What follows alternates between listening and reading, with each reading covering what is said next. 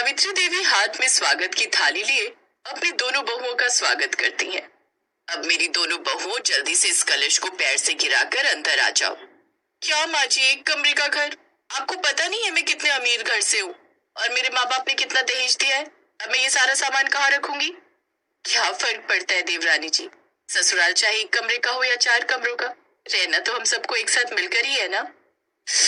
ओफ, इन गरीब लोगों को कैसे समझ आएगा जिन्होंने पूरी जिंदगी एक कमरे में ही बिता दी हो। खैर रोहन, तुम बेड को कहीं एडजस्ट कर दो, बाकी सब सामान मेरे घर लौटा दो। जब हम बड़ा घर ले लेंगे तब उस सामान को ले लेंगे। सावित्री की छोटी बहू अंकिता उस बेड को एक जगह रखवा लेती है, फिर आराम से उस बेड पर अपने पति के साथ लेट जाती है। तो वहीं दूसरी ओर बड़ी बहू रेखा अपने पति और सास के साथ जमीन पर चटाई बिछाकर लेट जाती है। विनोद जी, माफ करना, मेरा परिवार इतना अमीर नहीं था कि कुछ दे पाए। तो मैं कौन सा अमीर हूँ रेखा, और मुझे सब कुछ अपनी मेहनत से कमाना है, ना कि ससुराल वालों से कुछ लेना है। उन दोनों की बात बेड पर सो रहे अंकिता और रोहन सुन लेते हैं। अंकिता मुंह बनाते हुए कहती है, आए बड़े हमें सुनाने वाले। भूलो मत जेठ जी कि आप बेरोजगार हो, इसलिए बड़े होकर भी जमीन पर सो रहे हो। अरे छोटी बहू, तू क्यों गुस्सा होती है? वो तो बस ऐसे ही बोल रहा था। रहने दो माँ, मैं सब जानता हूँ भैया का क्या मतलब था। ऐसे ही कुछ दिन बीत जाते हैं। अब जहाँ देवर और देवरानी बिस्तर पर सोते, तो वहीं जेठ और जेठानी नीचे जमीन पर चटाई लगाकर सोते हैं।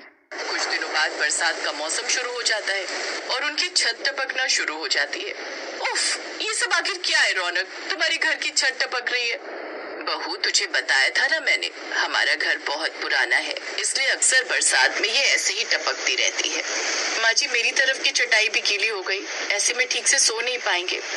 बहू, तू मेरी तरफ आकर सो जा, इस तरफ सूखा है। वाह माँ जी, अपनी गरीब बहू पर बड़ा प्यार आ रहा है और अमीर बहू से इतनी नफरत, जबकि हम सब एक ही कमरे में रहते हैं, फिर भी इतनी नफरत। तुम बेड पर सोई हो इसलिए कह रही हूँ इसे छोटी बहू। ठीक है, सुनो जी, कल सुबह होते ही तुम अपनी तरफ की छत और दीवार पक्की करवा लेना।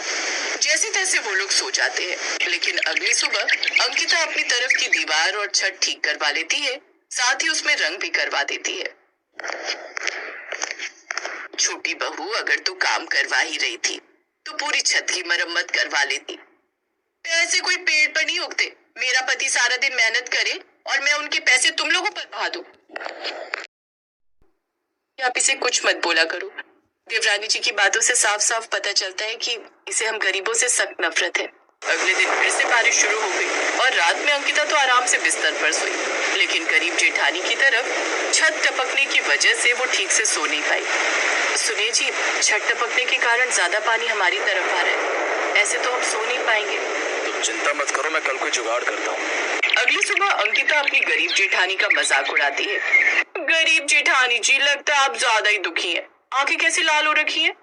लगता है सारी रात सो नहीं पाई। वैसे कल रात मैं भी ठीक से सो नहीं पाई, वो क्या है ना, गर्मी ज्यादा लग रही थी। खैर कोई नहीं, मुझे तो एक फोन घुमाना है, फिर मेरे माँ बाप एक इशारे पर मेरे लिए एसी भिजवा देंगे। अंकिता ऐसा ही करती है। अपनी माँ से फोन करके वो अपने घर पर एसी लगवा लेती है, लेकिन एक ही कमरे में एसी लगने की वजह से उसकी हवा सभी को मिल रही थी, यहाँ तक कि उस गरीब जेठानी को भी। और ये बात अंकिता को हजम नहीं होती।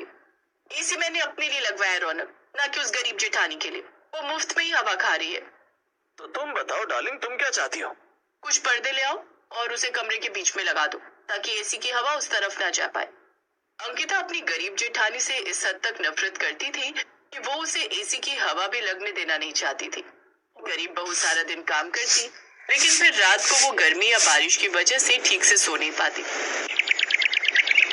रौनक, तुम आज ही जाकर मिस्त्री पकड़ कर ले आओ, मैं अपनी तरफ का हिस्सा ऊंचा करवा लूंगी।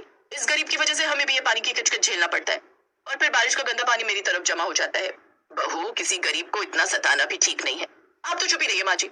अच्छा रौनक, आज ना मेरा समोसे खाने का बड़ा मन कर रहा है, तुम बाहर से हम दोनों के लिए ले आओ ना। हाँ, मैं अभी ले आता हूँ। फिर शाम को तेज बारिश होती है, जिससे घर में पानी भर जाता है। उधर चूल्हा गीला होने के कारण गरीब बहू खाना नहीं बना पाती और उन तीनों को भूखा ही सोना पड़ता है। ये देख देवरानी कहती है गरीब लोगों के साथ ऐसा ही होता है। अब बस भी कर छोटी बहू, तू अमीर है इसका मतलब ये नहीं हमारी बार बार बेइज्जती करेगी। ऐसे ही दिन बीतते हैं। एक रोज रौनक ऑफिस से घर लौट रहा था तो गड्ढे में उसका पैर फंस जाता है, जिस वजह से उसके पैर में काफी चोट आ जाती है और अब वो बिस्तर पकड़ लेता है और अब वो नौकरी पर भी नहीं जा पाता। अंकिता को पैसों की कमी होने लगती है और वो अपनी माँ को फोन करके हेल्प मांगती है। माँ देख लो, अगर कुछ हेल्प हो जाए। बेटी, मैंने तो तुझे पहले ही उस गरीब से शादी करने के लिए मना किया था, लेकिन तू ही नहीं मानी। लेकिन इन सब के बावजूद भी हमने तेरी बहुत मदद की, लेकिन अबॉर्ड नहीं कर सकते। तेरे पापा को काम में बहुत बड़ा नुकसान हुआ है, जिस वजह से अब कंपनी बंद होने की कगार पर है। लेकिन माँ, इस वक्त मुझे आपकी जरूरत है, इनकी नौकरी चली गई है। माफ करना बेटी, लेकिन मैं तुम्हारी अब और हेल्प नहीं कर सकती। इतना कहकर अंकिता की माँ फोन रख देती है। तभी अंकिता का जेठ अशोक खुशी खुशी घर आता है। रेखा, माँ, बहुत बड़ी खुशखबरी है। मुझे एक अच्छी जो है नौकरी मिल गई और तनख्वाह भी डबल है। अरे वाह, ये तो बहुत ही अच्छी बात है। जीती रहो बेटा, अब हमें किसी के आगे नहीं झुकना पड़ेगा और